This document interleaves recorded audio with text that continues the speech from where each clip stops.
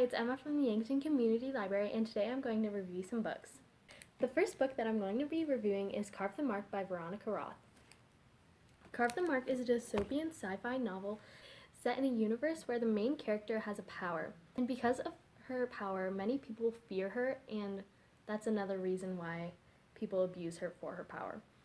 Because many people abuse her for her power, her and her friend go across the galaxy on an adventure to get away from her past life and the ghosts that haunt it.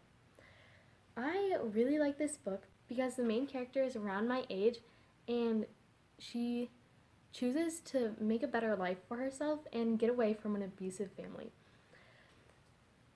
I really like how Veronica Roth really thought into the character and the setting so much that she even made up a language for it, and in the back of the book she even put a glossary for the words that she made up.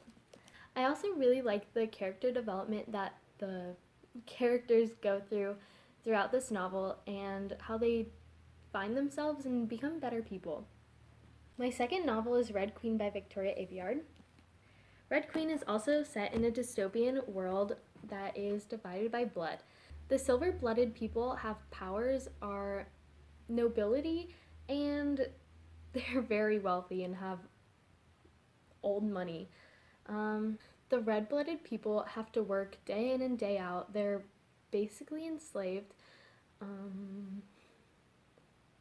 They are very poor because they don't have powers like the silver people. They have nothing. They've been under the silver boot for centuries. The main character is a 17-year-old red-blooded girl named Mare. After meeting a stranger on an abandoned road, she's swept up into the silver elite, and in order to save herself and her friends, she has to join a cause for red equality and also save herself from being found out by the silvers. I really like this book because the main character is around my age and she has to go on an adventure to save herself and her friends. I really like the description that Victoria uses throughout the books and the whole series as a whole. She describes the places and the people, the smells, the looks. She describes what every character is feeling without even being in the other characters' heads. I just really like the way it's set up, and I also really just like this story. And I'd really recommend this book to anyone that is looking for a good YA novel that is kind of a cliffhanger. The third novel is Cinder, which is set in a sci-fi dystopian world.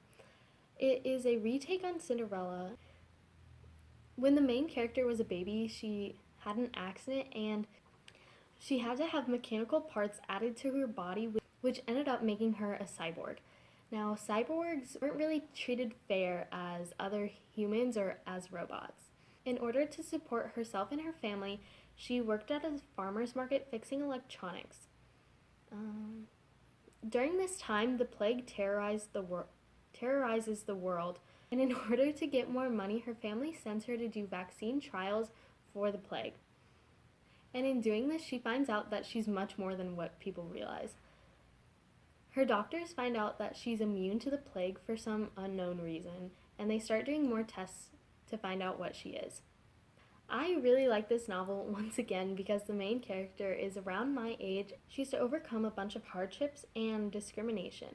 I really liked reading this book, and I look forward to reading and finishing the rest of the series. As of right now, as of finishing the first book, I would definitely recommend this series to a person that really likes Cinderella and retakes of Cinderella, and anybody who wants to read a good sci-fi YA novel.